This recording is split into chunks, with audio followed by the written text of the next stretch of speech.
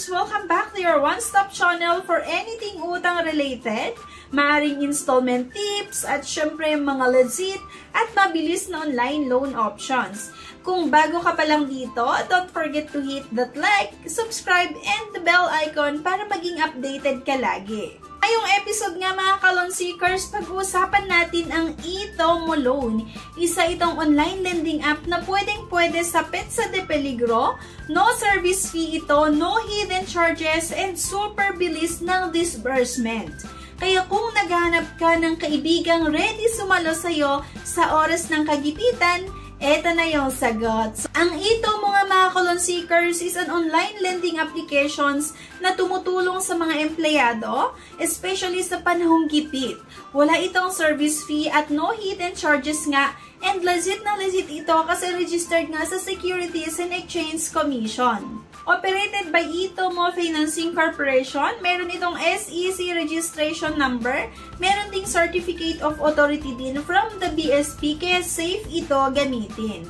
Ang eTomo offers two types of loan products, merong eTomo Terms at meron ding eTomo Revo, kaya mamaya i-discuss natin ang pagkakaiba nila. Disclaimer, try or apply at your own risk. So dito nga mga ka-loan seekers, napakadali lang or simple lang yung mga requirements.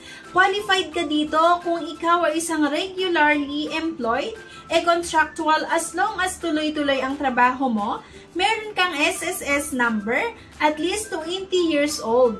Kailangan mo lang i-prepare ang mga ito, yung mga personal and address infos, yung employment and financial info, yung government issued ID, like yung UMID, national ID, passport, PRCN, etc. At yung valid email address, registered mobile number. So, i-download nyo nga lang itong eTomo app sa Google Play Store. So, ano nga ba ang kaibahan ng dalawa? Itong eTomo Terms ay merong fixed monthly payment. Pwedeng pumili ng 6 or 9 months for first-time borrowers. May 12 months sa mga loan clients na payment terms. First payment is due 30 days after disbursement. So, di ba napakaganda? Kasi yung unang bayad natin dito ay mag-due pa nga lang 30 days after disbursement. At straightforward loan ito, parang traditional installment.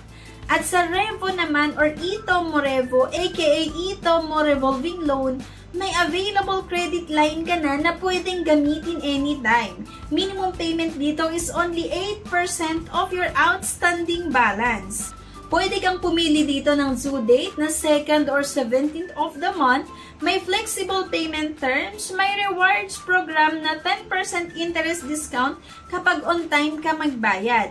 Imagine to mga ka-loan seekers ha, may reloan ka anytime as long as may credit left ka. Super flexible, di ba? So, paano nga ba mag-apply dito? Ang una, i-download nga lang natin itong app ng eTomo sa Google Play Store. Sagutan nga lang natin yung online application form. Hintayin nyo lang yung approval at piliin kung terms o Revo loan. Get your cash in minutes. So, paano mo makukuha ang loan? Pwede via bank account or fully verified GCash or Maya. At minsan dito mga ka-loan seekers, less than a minutes lang, approve na at disburse agad. Pwede mo rin i-manage ang loan mo gamit ang eTomo app or eTomo web portal. Available nga ito 24/7.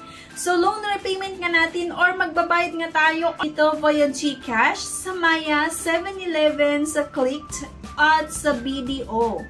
At dito naman mga ka-loan seekers, kung hindi pa posted agad ang payment, don't panic lang. It can take 1 to 2 days kasi, pero ang payment date ay kung kailan ka nagbayad, not when it gets posted. Okay, so para sa mga nagtatanong like, what if hindi ako makakapagbayad on time? So, madali lang yan mga ka-loan seekers. I-call mo lang or tawagan mo lang or mag-email ka sa eTomo right away. Baka kasi makahanap pa ito or makahanap pa sila ng paraan. They value responsible borrowers mga ka-loan seekers. So, pwede kang mag-message sa kanilang email nga via contact@etomo.ph or mag-message sa kanilang number na ito siya. At sa mga nagtatanong kung pwede ba makapag-reloan dito, yes naman, after full payment of your current loan, pwede kang mag-reloan agad-agad.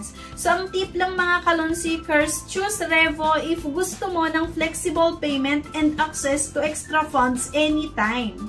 At eto nga mga ka-loan seekers, ang ilan sa mga dahilan bakit ito mo ang dapat mong i-consider next time nagipit ka. Wala itong service fee, wala din itong service charge, SEC registered itong ito mo, fast disbursement ito, at napaka-flexible yung options. Meron ka ding rewards kapag on time ka magbayad. So, it's like having a financial bestie na laging andyan kapag kailangan mo ng tulong. So, ayan na nga mga ka-loan seekers, kung naghahanap ka ng legit, mabilis at flexible na loan app, ito mo might be the perfect fit para sa'yo. Pero syempre mga ka-loan seekers, reminder lang, always borrow responsibly. Huwag tayong uutang kung hindi naman talaga kailangan. Gamitin ang loan sa tama. And yun na nga, if you found this video helpful, please don't forget to like, share, and subscribe. And comment down din below mga ka-loan seekers kung may mga tanong pa kayo or experience with ito mo. Gusto ko ding marinig ang stories nyo. And kung gusto nyo pa ng ganitong videos about legit lending apps in the Philippines, hit the notification bells mga ka-loan seekers. This has been your ka-loan buddies. See you in the next video. Bye!